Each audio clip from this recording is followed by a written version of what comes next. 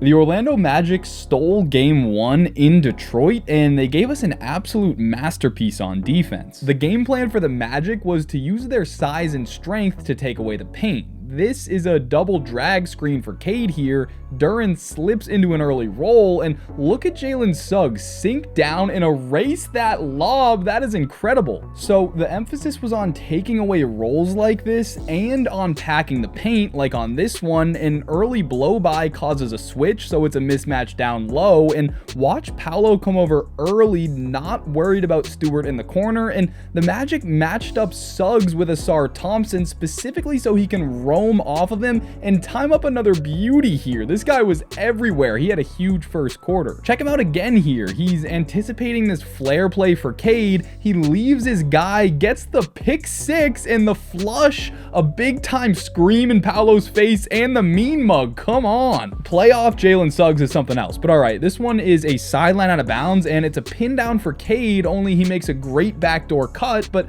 again, Paolo's all over it, and Stewart can hit that, but he's an extremely low volume shooter, so Orlando's gonna live. This one might be the best example of what the Magic want to do. It's another pin down for Cade, and Anthony Black plays it so well that it looks like he's the one coming off the screen, now gets reattached and denies Cade a catch, and now switches and catches this drive. And look at Paolo Banchero. He's guarding Ron Holland, but comes way over to help. He forces that pass to be a little bit off, and now Paolo takes it away on the X out, and that is perfect defense. It does not get better. So this coverage is something Detroit's gonna have to figure out. Right here, Cade's driving with a non-shooter in the corner, and as Paolo stunts, right now would be a good time for Holland to cut, but he stays spaced instead. So these lineups without shooting make it really easy for the Magic to crowd the paint and make life difficult on Cade. And I think a counter they might go to next game is to lean more into offense first lineups. They had a nice scoring run to start the fourth with these 5. This is a veer screen where Duren sets the ball screen for Cade and then veers into a pin down for Robinson. Carter wants to stop Cade, so Robinson has some space, draws help, and that was pretty good offense. So maybe these lineups with more spacing can make life easier on Cade. But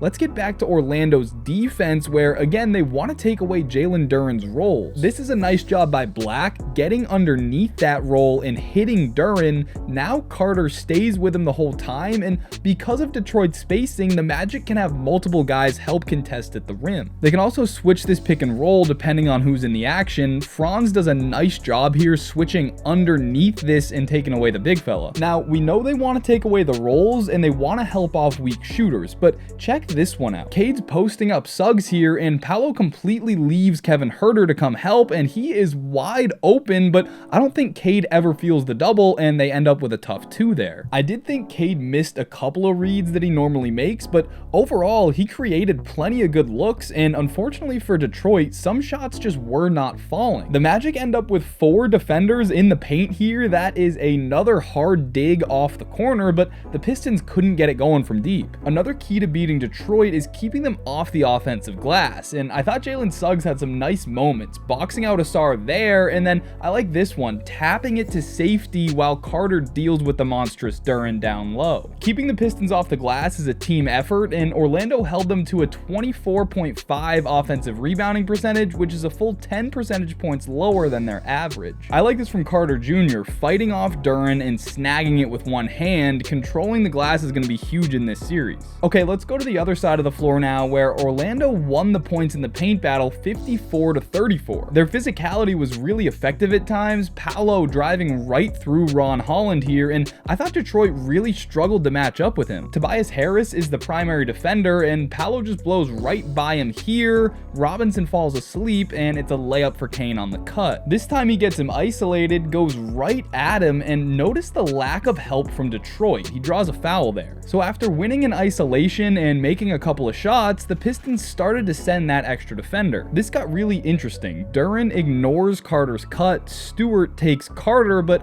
Paolo just skips it across the court for a wide open look. And these actions gave Detroit real trouble. This time time, Asar's in good position zoning up, but he tries to read Paolo's eyes and jump a pass. Now it's a backdoor for a dunk, and there's more where that came from. Here we are again, same exact play, this time Duncan Robinson zoning up, and he gets beat by that same cut. It's another dunk, and put this one on Paolo's highlight tape. That is a pretty pass. Okay, now this one I really couldn't believe. Here's Duren on the flood, Holland takes the big, and we saw this skip to the corner earlier, and this time Robinson reacts well, but Ron Holland goes to the corner too? And this is a standard X out where Robinson's supposed to go corner and Ron is supposed to complete the X and get to the wing. These are pretty basic breakdowns from an elite defense. Overall, I'd say Detroit's offense was the bigger issue, but the Magic posted a 123.9 offensive rating in the second half, and there were plenty of breakdowns, but Orlando also created advantages regardless. Duncan Robinson and Kevin Huerter both got hunted, and they want to avoid a switch by hedging, but